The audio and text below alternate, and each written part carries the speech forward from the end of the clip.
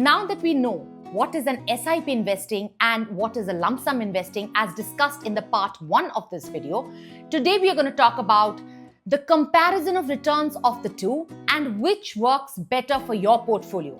Welcome back to Finprovise by Rupanjali, and today we're going to talk about SIP or lump sum, or is there a third route?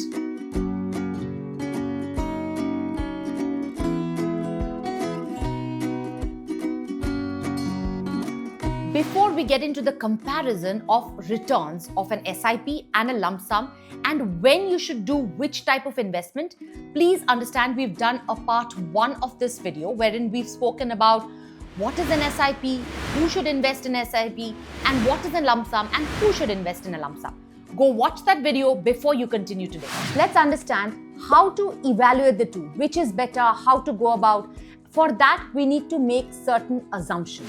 For this particular comparison, we've taken the NIFTY 50 data for a period of 17 years, which is from January 2007 till December 2023. And we are talking about an SIP of monthly rupees 10,000 only. For this, we've taken the NIFTY 50 index, and as you can see, if you had invested 10,000 rupees every single month from January 2007, the amount of units you would have received is mentioned here according to the ending value of NIFTY 50 of that particular month. We are ignoring the fact of the monthly volatility. And if you had invested every single month and accumulated units in NIFTY 50 over the entire tenure of 17 years, by January 2024, that is at the end of 2023, you would have accumulated the total number of units. The value would have been 61,38,537 because NIFTY 50 is given an XIRR of 11.83%. However, if you are talking about lump sum investing, you would have to watch out for those specific times when there has been a dip in the market. If there has been a 2% dip, a 5% dip, or a 10% dip, you need to keep those triggers in your own self and then invest very systematically on those specific dates. If by chance you miss out those specific dip days, your returns over the entire period of time could be lower than SIP investing because you are missing out on the days where you should have invested in a lump sum. That is why it is always said that SIP investing is a better route of accumulating wealth over a longer period of time. However, if you have about 1 lakh, 2 lakh rupees and you want to keep it buffer, so what you can do is you can keep it in a liquid investment and wait for the right time. Whenever there is a 5 or a 10% dip in the market, you could have invested. Now let's take an assumption.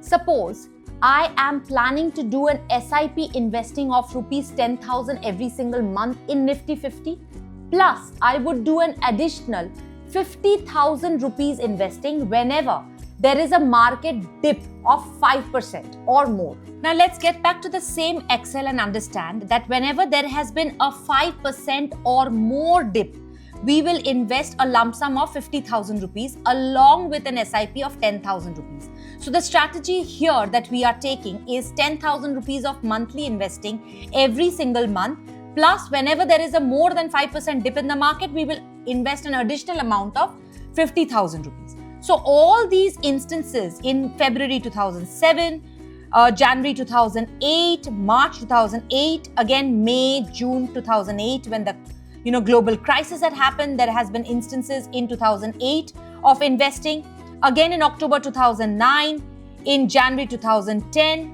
in January 2011, and so on and so forth. If we can see again till the end of 2023, there has been a massive dip of 23.2% when COVID began in March 2020. Okay, and in all these years, if there has been a dip of more than 5% is when we have taken an investment of 50,000 rupees. The total amount of investing in the entire amount of these 17 years is only, if you can see here, it's 10 lakh rupees and total of 20 instances.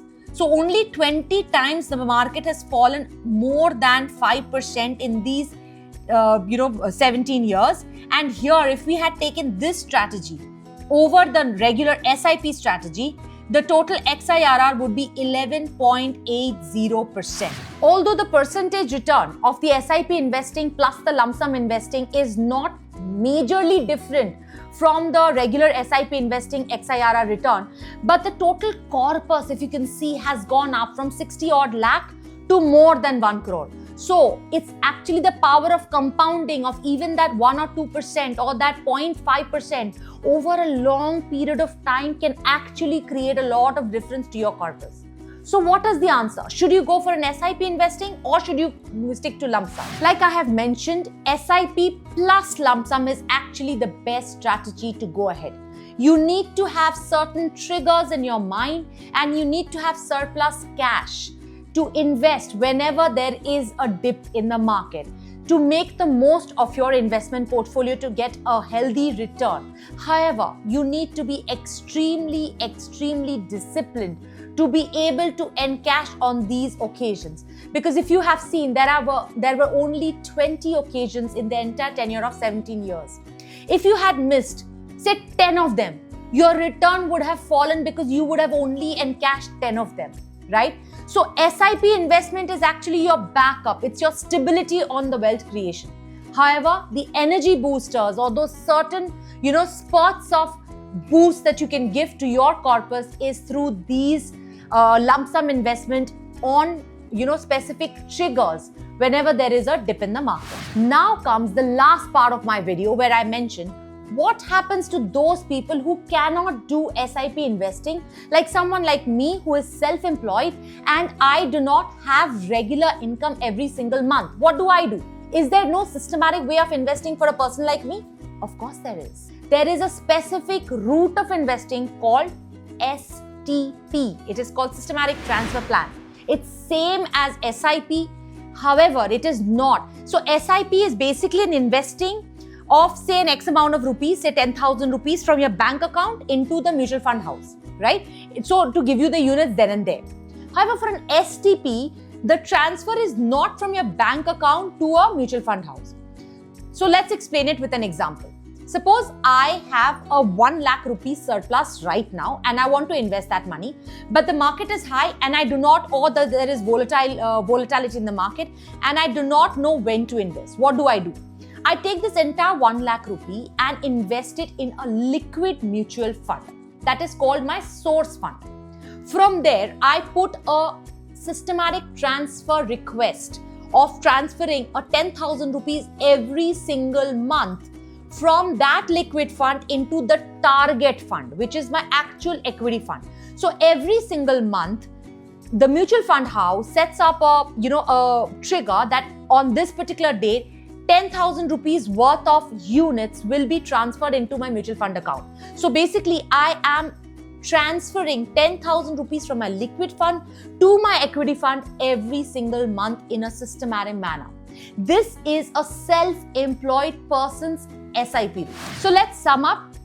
Which is a better route, systematic or a lump sum? It totally depends on you. Do you want to have it all at once or do you want to break it down? It totally depends on your disposable income. Do you have enough money to invest in a lump sum? If no, let's not even talk about it. You have to invest systematically. The entire purpose is to invest, is to continue the investment journey so that you can build up a healthy investment portfolio. Next, you should ideally use the SIP plus the lump sum route to build a healthy investment corpus. And number 3, last but not least, a business owner or a self-employed person can also systematically invest to create his, investment corpus just by setting up an STP. I hope I've been able to clear your doubts about systematic investment, lump sum investment. If you have any doubts, please feel free to ask me in the comments below or reach out to me with a direct message on my Instagram or on my YouTube. And I would love it if you can come back with your feedback, if you have understood, if you have any doubts. And if you have liked my video, don't forget to like and subscribe my channel. And I will see you in my next video. Bye-bye.